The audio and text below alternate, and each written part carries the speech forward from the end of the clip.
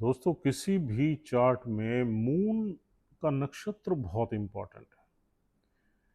आपने ये देखना है कि मून किस नक्षत्र में बैठा हुआ है। मून क्या है? हमारा मन है, हमारी इमोशंस हैं। और मून चार्ट की यानी कि चंद्र कुंडली की इम्पोर्टेंस भी बहुत ज़्यादा है। तो चंद्र जिस नक्षत्र में बैठता है, उस नक्षत्र का लॉर्ड जिस हाउस में बैठता है,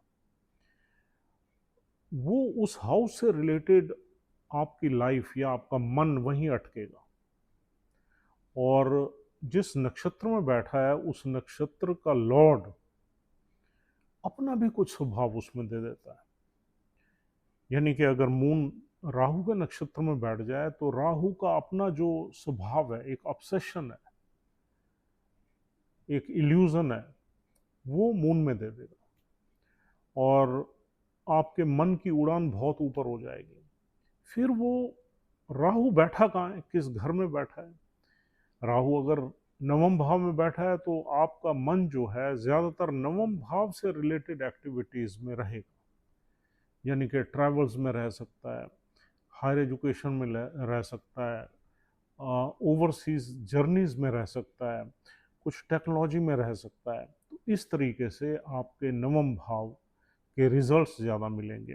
अब राहु का जो स्वभाव है वो ऐसा ही है कि ट्रेडिशनल या कन्वेंशनल तरीके से तो चलाने वाला प्लानट है नहीं। तो हम कन्वेंशनल या ट्रेडिशनल तरीके से नहीं चलेंगे।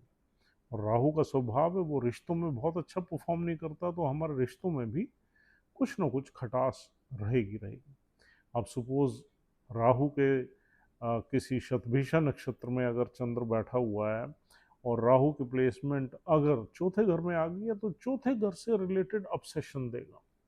चाहे आप कहीं बाहर भी रहते होंगे, फॉरेन में भी रहते होंगे, जो कि राहु का स्वभाव है, आपको बाहर ले जाता है चौथे घर से, लेकिन फिर भी आपका मन चौथे घर में अटका रहेगा और आप हमेशा डेली लाइफ में इंटरेस्ट लेंगे चौथे घर के बारे में जानने में, अपने पेरेंट्स के बारे में जानने में, उनकी खबर लेने में, सुख सुविधाओं के बारे में, मकान बनाने के बारे में। ये सारी चीज़ें आपकी लाइफ में राहु दे देगा।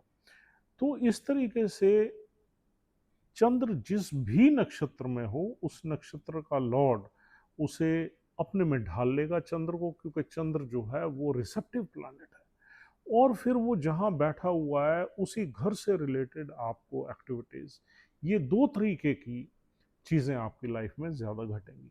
Thank you.